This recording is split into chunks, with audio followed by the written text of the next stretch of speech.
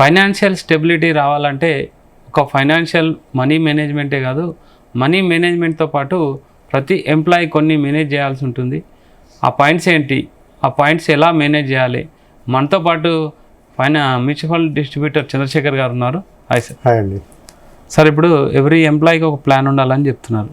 అంటే ఎలాంటి ప్లాన్ ఉండాలి? అంటే లైఫ్ మనం ఫైనాన్షియల్గా కానీ మనం ఫ్యామిలీతోని సంతోషంగా ఉండాలంటే ప్రతి ఎంప్లాయీ ఎలాంటి ప్లాన్ వేసుకోవాలి? రవి గారు, మంచి క్వశ్చన్ అండి. రవి గారు, యాక్చువల్గా నేను మ్యూచువల్ ఫండ్ డిస్ట్రిబ్యూటర్ అండి, రైట్? సో జనరల్గా మనం మాట్లాడుకునేది ఎప్పుడు ఏంటంటే ఒక ఎస్ఐపి చేయండి, ఒక లంసమ్ ఇన్వెస్ట్మెంట్ చేయండి, ఒక వెల్త్ క్రియేట్ చేసుకోండి, బిగ్ కార్పస్ క్రియేట్ చేసుకోండి అని మాట్లాడుకుంటాం. కానీ ఇవాళ మనం సంథింగ్ డిఫరెంట్గా ఒక శాలరీడ్ ఎంప్లాయీ ఆ లైఫ్ స్పాన్లో ఎలా ప్లాన్ చేసుకోవాలి, ఏమేమి ప్లాన్ చేసుకోవాలి అని మాట్లాడుకున్నాం సార్. సార్, ఇక్కడ నేను తీసుకున్నది ఏంటంటే 3 సార్.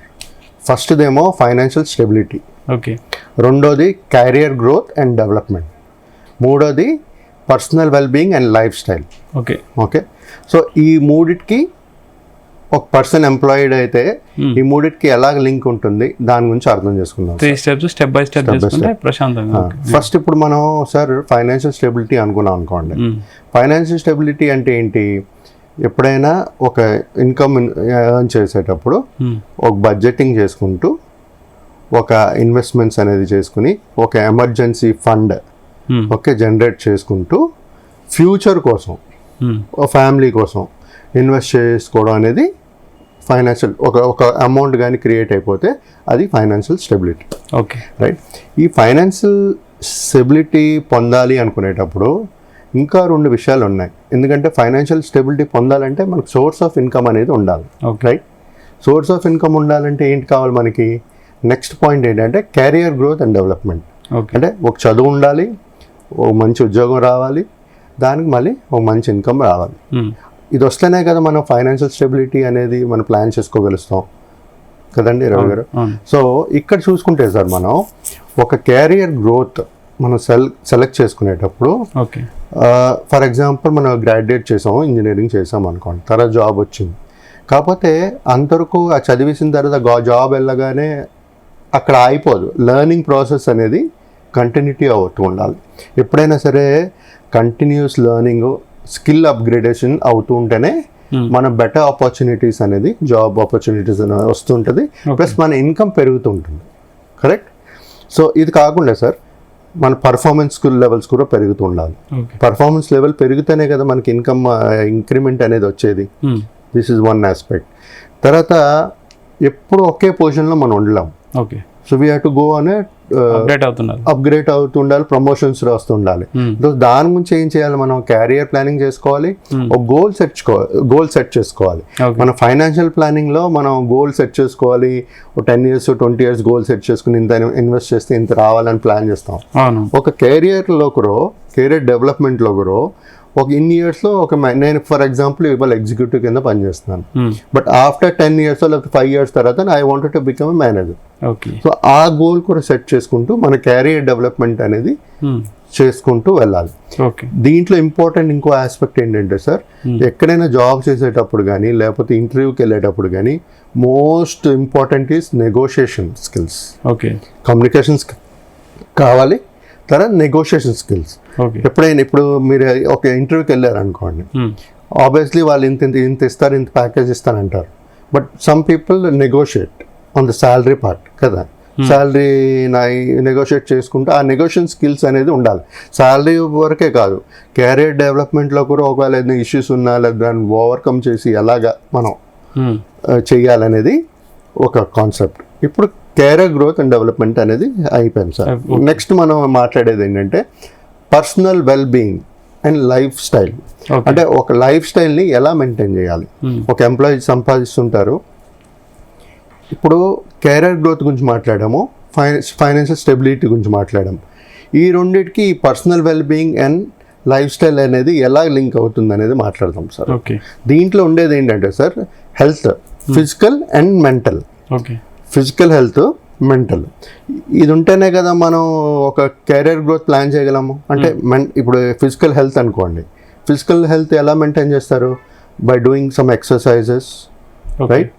ఎక్సర్సైజ్, లేకపోతే బ్యాలెన్స్ డైట్ తీసుకోవడం, లేకపోతే స్పోర్ట్స్ ఆడడం, some kind of activity.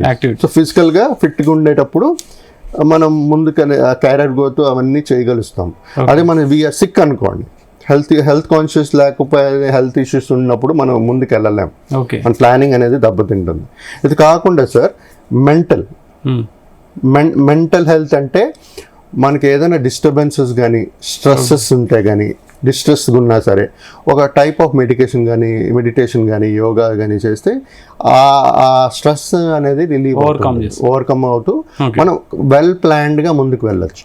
So first నేను అనేది ఏంటంటే ఎప్పుడైతే ఫిజికల్ హెల్త్ మెంటల్ హెల్త్ బాగుంటుందో మన క్యారియర్ గ్రోత్ ప్లాన్ చేయగలం. క్యారియర్ గ్రోత్ మనం బాగా పర్ఫెక్ట్గా ప్లాన్ చేసుకోగలిస్తే ఫైనాన్షియల్ స్టెబిలిటీ అనేది మనం పొందగలుగుతాం. ఇప్పుడు సార్ ఇది కొంతమంది ఏం చేస్తారంటే లైఫ్లో ఒకరు పని చేస్తారు, ఫర్ ఎగ్జాంపుల్ ఒక కంపెనీలో జాబ్ చేస్తున్నారు, వాళ్ళు బ్యాలెన్స్డ్ లైఫ్ చేయరు. అంటే ఈ మ్యారీడ్ పర్సన్ ఇంటికి వచ్చిన తర్వాత కూడా పని చేస్తుంటారు. అంటే ఒక ఫ్యామిలీ పర్సనల్ లైఫ్కి వర్క్ లైఫ్కి బ్యాలెన్స్ అనేది మెయింటైన్ చేస్తూ ముందుకు వెళ్ళాలి. లేకపోతే ఇలాంటి డిస్ట్రెస్లో ఇలాంటివన్నీ వస్తుంటాయి. ఇలాంటి వచ్చేటప్పుడు మనం క్యారియర్ గ్రోత్ అనేది ప్లాన్ చేయలేము, ఫైనాన్షియల్ స్టెబిలిటీ అనేది కూడా ప్లాన్ చేయలేము జనరల్గా. ఇది కాకుండా మనం ఏదైనా హాబీస్ ఉంటే మీరు ఇందాక చెప్పినట్టుగా స్పోర్ట్స్ ఆడచ్చు, లేకపోతే సింగింగ్ ఏదైనా స్పోర్ట్స్ యాక్టివిటీ ఉంటే ఇది కూడా ఇన్వాల్వ్ అవుతే వాళ్ళ పర్సనాలిటీ డెవలప్మెంట్ అనేది ఇంప్రూవ్ అవుతుంటుంది, ప్లస్ పీస్ ఆఫ్ మైండ్ ఉంటుంది. రైట్, ఇవన్నీ ఉండేటప్పుడు సార్ పర్ఫెక్ట్గా ఫిట్నెస్ మెంటల్ హెల్త్ ఇవన్నీ బాగుండేటప్పుడు కెరియర్ గ్రోత్ అనేది బాగా డెవలప్ చేయగలుగుతాం. రైట్, దాని తర్వాత ఇప్పుడు ఫైనాన్షియల్ స్టెబిలిటీకి వెళ్దాం మళ్ళీ. సో ఫైనాన్షియల్ స్టెబిలిటీలో జనరల్గా ఏం చేస్తారు, ప్రతి ఒక్క ఇన్కమ్ అనేది జనరేట్ చేస్తారు. వాళ్ళు ఏం చేయాలి, ఫైనాన్షియల్ స్టెబిలిటీ పొందాలి అనుకునేటప్పుడు వాళ్ళు బడ్జెటింగ్ అనేది చేసుకోవాలి. జనరల్ స్ట్రాటజీ ఏంటంటే 50% ఆఫ్ దర్ ఇన్కమ్ వాళ్ళేమో నీడ్స్ మీద వాడుకోవాలి. రైట్, 30% ఆన్ వాంట్స్, అంటే 50% needs, 50% needs, 30% wants, 20% investments. So investments కూడా ఎక్కడ చేయాలంటే సార్, ఎక్కడైతే మనకి ఇన్ఫ్లేషన్ బీట్ చేసే రిటర్న్స్ వస్తాయో అలాంటి ఇన్వెస్ట్మెంట్స్లో చేసుకోవాలి. రైట్, ఇది కాకుండా డెప్ట్ మేనేజ్మెంట్, అంటే ఒకవేళ అప్పులు తీసుకున్నారు, గుడ్ డెప్ట్స్ బ్యాడ్ డెప్ట్స్ ఉంటాయి. సో దీంట్లో ఏదైతే ఇంట్రెస్ట్ రేట్ ఎక్కువ ఉందో, రైట్, ఏదైతే ఇంట్రెస్ట్ రేట్స్ ఎక్కువ కడుతున్నారో వాళ్ళు ఈఎంఐస్, అలాంటి లోన్స్ మనం ఫోర్క్లోజ్ చేసుకోవాలి. చేసుకుంటూ ప్లాన్ చేసుకుంటూ ఒక ప్లాన్డ్ వేలో వెళ్తే మన ఫైనాన్షియల్ స్టెబిలిటీ అనేది పొందగలుగుతాం. సో జనరల్గా ఫైనాన్షియల్ స్టెబిలిటీ ఎందుకు చూస్తారు, ఫ్యామిలీ కోసం, వాళ్ళ రిటైర్మెంట్ కోసం. అంటే ఎందుకంటే most of the employees are private ఎంప్లాయీస్లో ఉంటారు, మోస్ట్ ఆఫ్ ద తక్కువ గవర్నమెంట్ ఎంప్లాయీస్, వాళ్ళకి పెన్షన్ ఉంటుంది, ప్రైవేట్ ఎంప్లాయీస్కి పెన్షన్స్ ఉండవు. సో ఈ ప్లానింగ్ ఫైనాన్షియల్ స్టెబిలిటీ అనేది చాలా ఇంపార్టెంట్. ఎప్పుడైతే మనం ఈ ఫైనాన్షియల్ స్టెబిలిటీ అనేది పొందలేకపోతామో మనకు చాలా ఈ మెంటల్ స్ట్రెస్లు పెరిగిపోతుంటాయి. Right, the best to overcome that kind of mental stress అనేది యోగా, మళ్ళీ మెడిటేషన్, యోగా. సో ఇక్కడ సార్ జనరల్గా ఈ ఫైనాన్షియల్ స్టెబిలిటీ పొందాలనుకున్న వాళ్ళు జనరల్గా ఏం ప్లాన్ చేస్తారంటే రిటైర్మెంట్, వాళ్ళ పిల్లల ఎడ్యుకేషన్, రైట్, వాళ్ళ పిల్లల మ్యారేజ్, ఈ మూడు జనరల్గా ఉంటుంది. ఇది లాంగ్ టర్మ్ గోల్స్ ఉంటుంది.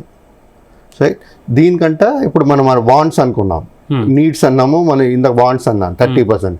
ఆ 30% వాంట్స్ అంటే ఏంటి, జనరల్గా ఇట్స్ షార్ట్ టర్మ్ అంటే ఒక కార్ కొనుక్కోవడమో, లేకపోతే ఒక వెకేషన్కి వెళ్ళడమో, లేకపోతే ఒక ఎంటర్టైన్మెంట్ ఎక్కడికైనా వెళ్ళి రావడమో, దట్ కైండ్ ఆఫ్ ప్లానింగ్ అనేది ఉండాలి.